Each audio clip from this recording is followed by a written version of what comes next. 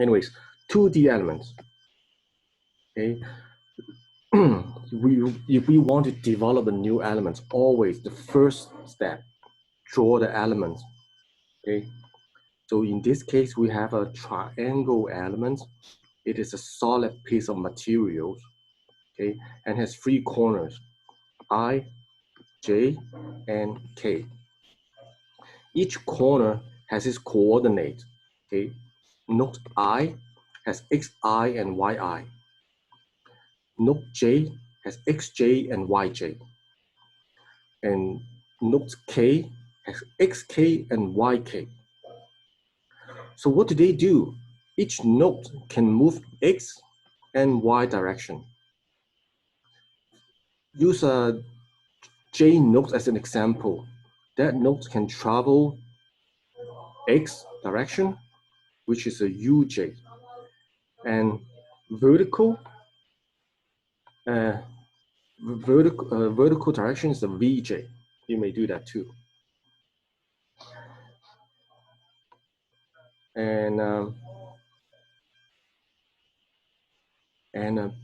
we define the displacement vector for that element. Okay, so in this case, the ui is covering the movement of a node I in the x direction, and vi is the movement of I nodes in the y direction. So in this case, a ui, vi, uj, vj, and uk, vk. Okay, that's the first step when you want to develop a new element. Okay, you draw the element and then you define the displacement vector. Okay, now first step. The next step, always, we want to define the shape function. Okay, so before we do the shape function, by the way, you don't have to worry about the temperature problem for now. Okay, we focus on displacement only. According to the displacement vector, there are 6 terms. 3 terms looks after the u, which is ui, uj, and uk. And then 3 terms looks after the v, which is vi, vj, and vk. Okay.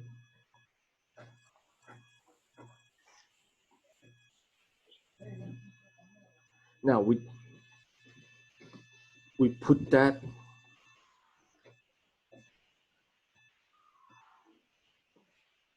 So we developed 3 constant, A1, A2, A3 for the U portion of it. And A4, A5, and A6 for the V portion.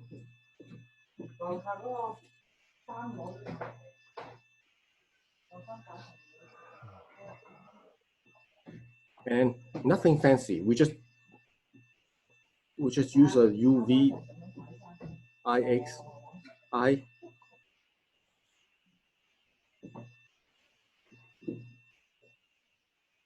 Okay, we sub in the value right here. Okay, we have U as a function of X and Y. So we know the coordinates, right? U, XI, and YI. So we put it right there, XI, YI, and then we we sub X as a XI and Y as a YI. And then we know, U in this corner, U, XI, YI will be UI, the movement of the UI right here. Hey guys, are you with me though? So far, do you understand it? It seems to be so quiet. Yes. Let me see, do you have any chat?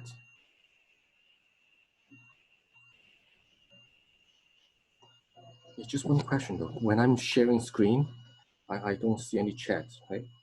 Okay. Anyways, keep sharing.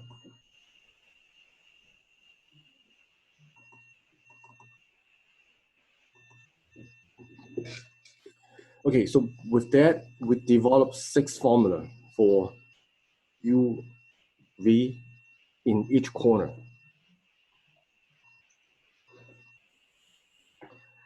Then we solve for the constant, or the A1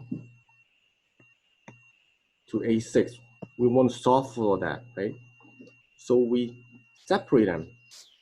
We put ui, jk in one group, and then vi, jk in another group. So we have this matrix formation for u only, and v, this portion is for all the vertical movement along y. Sir, Yes. what is A? We are going to solve for it. A is 6 constant that you develop right here. Okay. Those are all assumptions. We're gonna solve for A. Okay. This is one of the first step to define the shape function. Without shape function, we cannot develop a new element. Okay. In the first, I think in chapter 3, the spring element shape function is very simple, just 2 constant. Right? But right here we have 6 terms, so we have 6 constant. A1, 2, 3, A3, 4, 5, 6.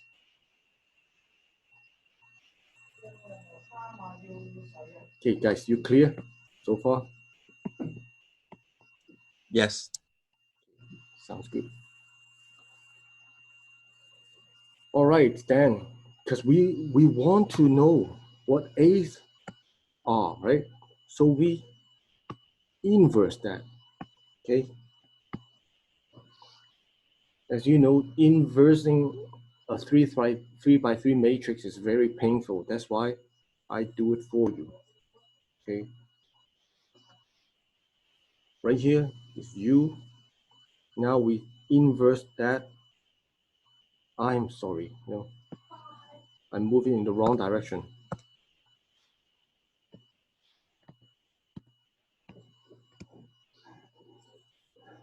That's right. Now we solve for all the A's. Those are the constant that we're looking for. Okay, and then after the inverse, I introduce 6 extra terms.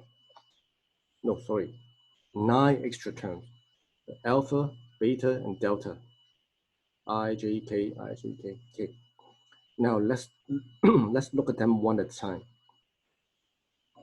2A, the A is also the area of the triangle. But at the same time, you can calculate 2A by the coordinate. Xi, Yi, Yk, what are they? What are they? They are all the address of each node. Each 2D element, the triangle right there,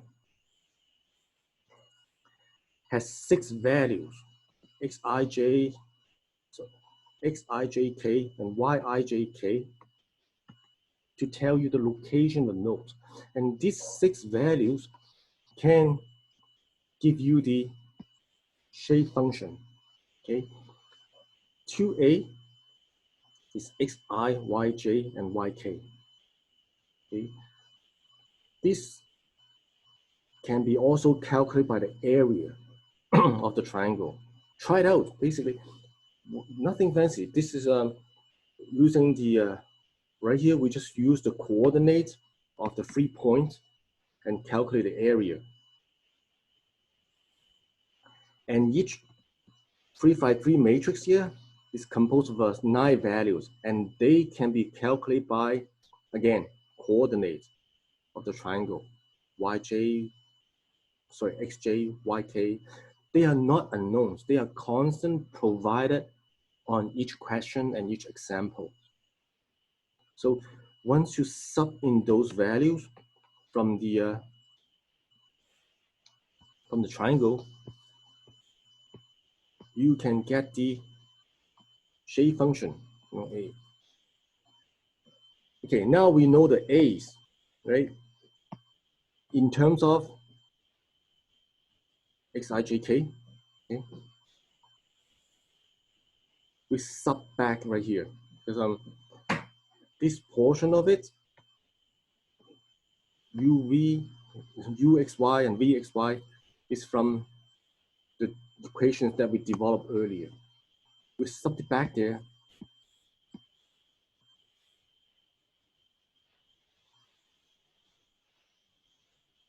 And put it in terms of uijk, you have the shape function.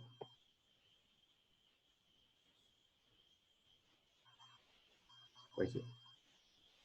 xijk, that's the shape function you have.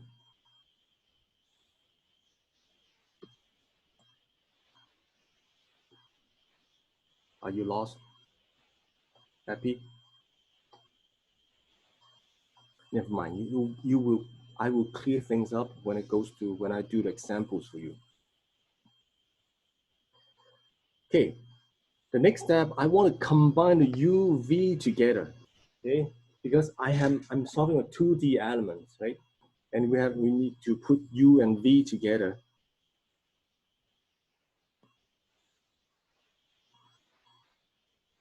So I put everything back to the original displacement vector that I defined in first step. Okay, and sub in all the shape functions in this term. By the way, this is nothing fancier. If you multiply that, okay, you have this term at the top, and the second row is the v xy right here.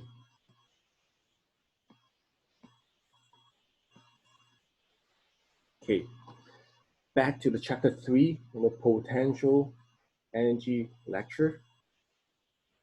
The displacement and strain relationship is the derivative of the movement over the delta, right? over its coordinate. Yeah. So epsilon y will be derivative v over y. However, we have a new term right here because every time you move u, it may affect the movement on y as well. Sorry, as a function of y as well. Sometimes when you put the displacement on v, okay, it's contributed by the movement on x as well. Okay, just like you pulling a piece of gum. You know, when you pull in the x direction, it reduces in y. You know, it goes thinner. When you press the gum, okay, when you go, it's go wider. So we put everything into the matrix format. Okay, see, derivative of u over x is right here. If you times this to this, which is a derivative of v over y, which is epsilon y. And then this is the special term that looks after derivative against each other. Okay, when we take the derivative of the displacement over is a x and y function, it's a string displacement matrix. So this term is your D matrix. These things is still your displacement vector. Okay, and this is that the whole thing represents the strain energy. But not yet, you know, I haven't timed it yet, but the whole term represents the strain of the system. So far we introduced two terms, the shape functions and the strain displacement matrix. Okay, we put aside, we will use them later. Okay, now this is Young's modulus. Okay, we use that again. Stress equal to elasticity times strain. Okay, but since strain is defined up there, E and U, you know this. To reveal the total energy, potential energy lecture, okay, we apply the same formula here from the week 3 lecture. Okay, total potential energy. Okay, now it is against the whole volume of that 2D element, but the 2D element has a what? Has a constant thickness,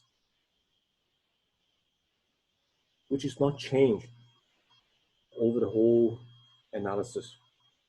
It's a constant, so we put it out there. And when we assume the area is not changing during the analysis, the area is constant as well. So we have this term, stress strain, strain displacement matrix transpose, elasticity matrix, and also the displacement strain matrix again. Now in this 2D elements problem, right, we introduce a new term, the elasticity matrix.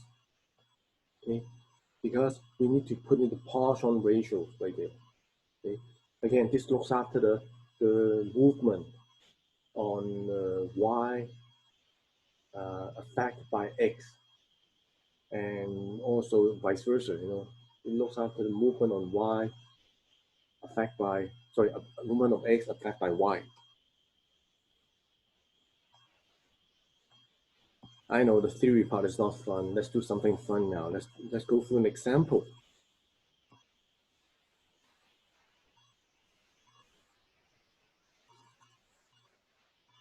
Okay, so far, you with me? We develop equations to look for shape function, and then from shape function we develop the displacement strain matrix.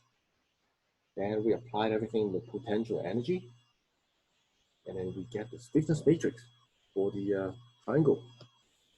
Now, example. We have a wedge attached to the wall. It's fully attached to the wall. Okay, and the area of the length of the height of the wedge is a 10 inch. The length of it is 20 inch. And there's a 5,000 pounds pulling downward on the tip of the triangle. Okay, the elasticity of the material is 30 times 10 to the 6 Pascal psi. The thickness of the plate is only 1 inch, and there's a Poisson ratio of a 0.3.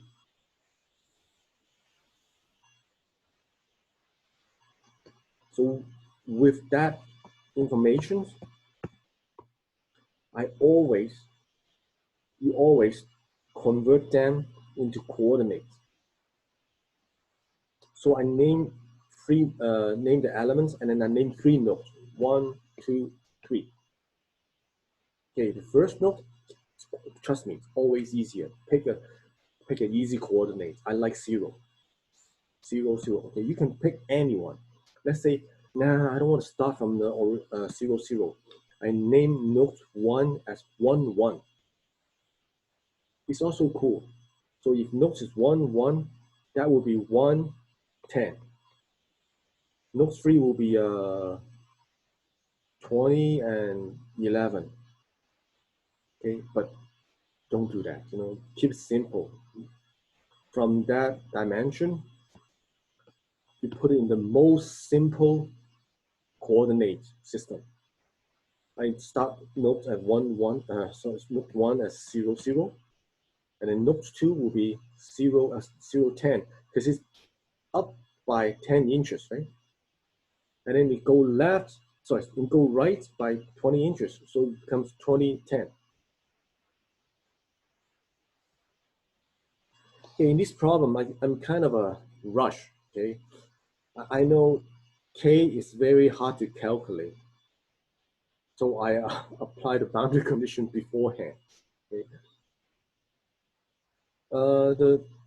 All 2D elements, right here, has a 6 terms, it's a U1, V1, U2, V2, U3, V3, and then we have a F1, X and Y, F2, X and Y, and F3, X and Y. Loops 1 and loops 2 are all fixed, so I write them out, okay, all 0. And we want to know the movement on U3 and V3. When the right side is 0, very likely the left side is something that you can solve for, which is true. We have force 1 and force 2, well, both X and Y, right, holding the plate in place, right? When a U3 and V3 is something that we are looking for, something to solve for, we always know that something, we have a constant on the left side. F3x, we don't have any force applied to the x direction, so we know it's 0. And we know there's applied force acting downwards on the F3y, always downward. So you put a negative there, negative 5,000. Cool? Okay, for all 2D elements, right, you need to set up a table to represent the coordinate, the address for each node. The address for node 1 is 0, 0. The address for node 2 is 0, 10. And node 3 is 20, 10.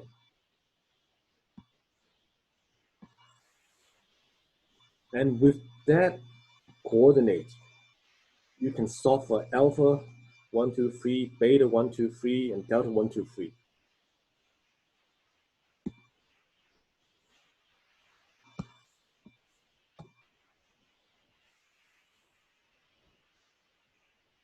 Okay, and an area, you can calculate that with the triangle formula, triangle area for triangle formula. And also you can use the formula that I provide previously.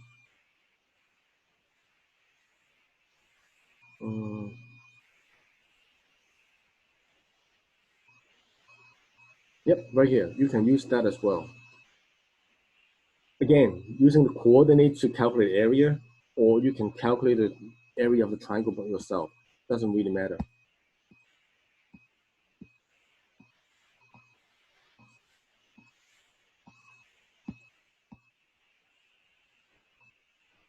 Now you have all the ingredients now, right? You have that D matrix. Oh, E matrix. You have to calculate that as well. Again, it's very simple. You just plug in that equation. So I have the equation for you. You put it there. Now this is tough. Okay. Let's explain that. That's the thickness. Okay. 100 is the area, right? Area. 100 is the area. Okay. Elasticity. This is the square of the Poisson ratio. Basically, this term. Okay. You put everything there, some equations. It gets you the stiffness matrix for the 2D elements, which is a gigantic matrix, which is 6 by 6, 6 by 6 matrix. Okay, you may use Excel to do the calculation here, because you know what? To do the 6 by 6 matrix by hand is so painful, and it's easily you get mistake. So you may use Excel to help you. And when you have 4 zeros on the side, I do calculation for the row 5th and row 5 and 6 only. You times that. These all values are gone, and these 4 values are gone. Okay. And then with two equations, two unknown, you solve for U3 and V3.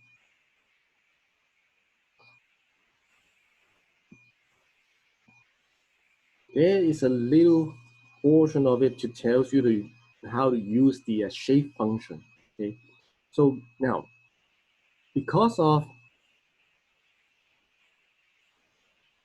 I'm pulling 5,000 pounds downwards, right, on note 3. So when I pull this down, all the little particles in that element, okay, will be moving. So the question is, what is the displacement right here of that node? So if I have the coordinate of that node, which is 2 and 8, I sub that into the shape function.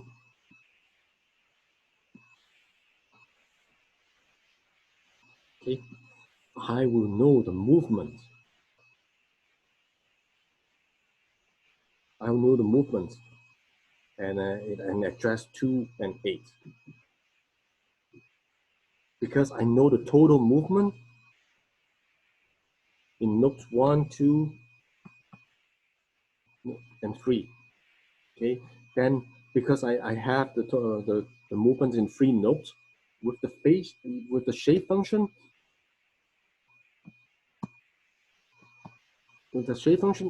anywhere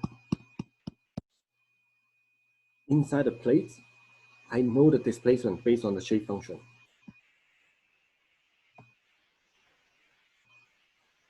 Okay, happy? Now, question time.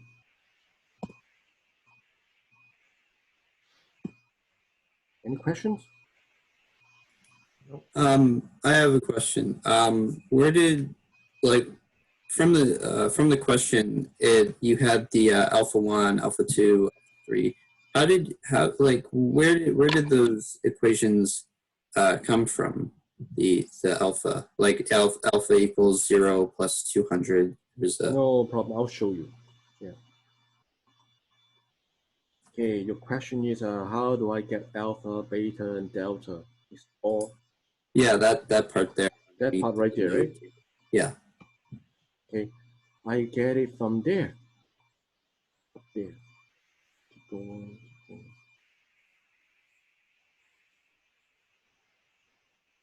Okay, xj, okay, alpha I is xj, yk. Okay, you know what, let's do this together. I forgot what is that.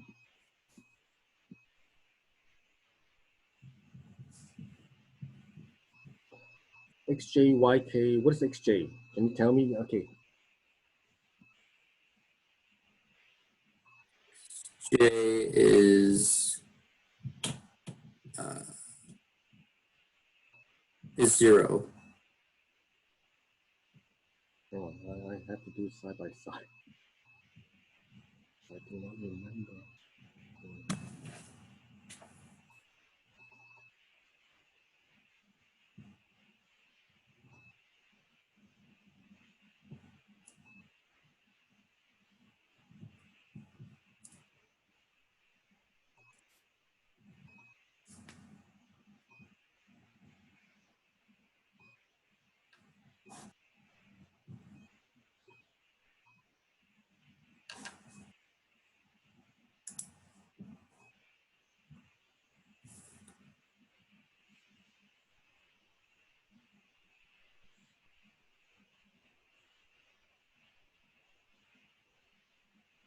Now it's better. Okay. In this case, ijk is a 1, 2, 3. Okay. So xj is 0. Oops.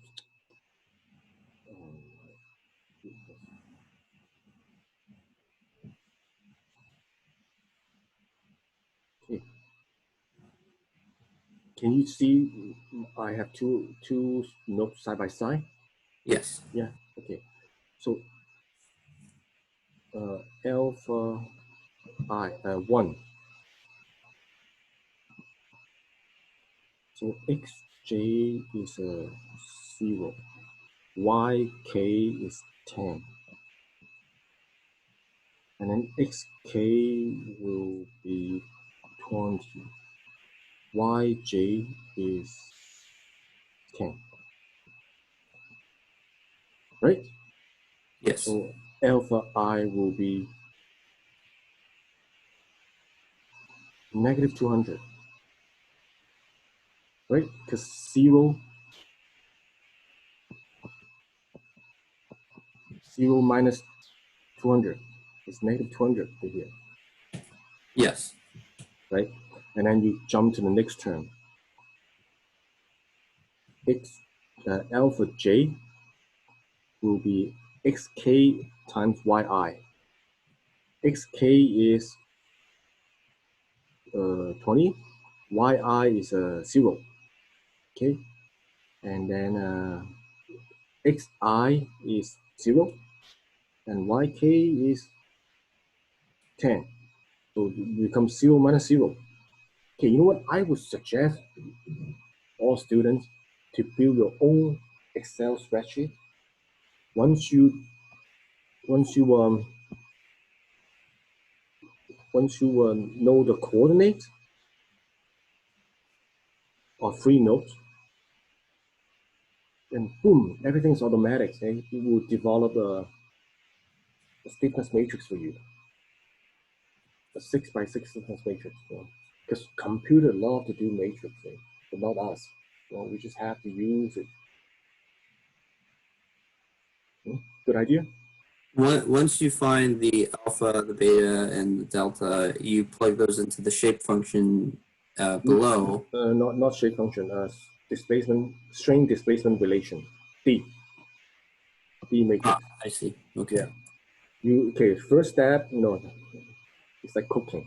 Number one, you need ingredients, all the constant, everything. Then you set up a table for the nodes 1, 2, 3. And then with the nodes 1, 2, 3, you calculate all the alpha, beta, and delta.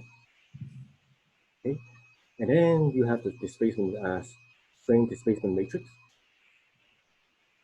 And then with that, you have the elasticity matrix. And then you calculate the stiffness matrix, total stiffness matrix. How do you get from the first line, the first line of K, where it has that 3x6, 3x3, and then 6x3, how do you multiply the 3x3 into the 6x3 or the 3x6? Oh my goodness, this is a matrix multiplication. But isn't if I was correct, I think the like one of the how do I put it, the one side of the matrix has to equal another side of the matrix in order for you to multiply them. Yep, that's right. It's totally okay, because it's a 3x3 and it's a 6x6. Okay, so you use this column times this row. Okay, will get you this term. Yes. And this column times this row again, you get this term. Yes. This column times this row, you get this term. Right? And then you finish all these things, you get this. If I do it by hand, it takes a lot of patience. So I strongly recommend you use that in Excel. Because it's a 4th-year university. I don't want you to do plus or minus and multiply. Sir, your brain shall be used for something else. Okay. What's up? I had a question about Excel. Yeah. I was okay doing the inverse, but I wasn't sure what to multiply because the examples usually had the unknowns all on one side. So do you mind maybe refreshing that or maybe uploading? Okay. Now, I do not recommend you use Excel to solve the unknown. but you can use the Excel to develop the stiffness matrix for you. Because I know what you mean. Because in my problem right here, right? I have 4 unknowns on one side and 2 unknowns on the other side. You cannot solve that by Excel. The Excel is always all constant on one side and all unknowns on one side only. Right here, well, you have to, okay, if you want to use Excel, you have to downsize the 6 by 6 into 2 by 2. And then you solve this portion by Excel. Yes, you can do that. Okay, But thank you. you just put 6 by 6 into Excel. Nah, it won't like you. Yeah. Right? Right. Yeah. Excel is smart, but it's not that smart. You know, we are still smarter than robots. Okay? Right?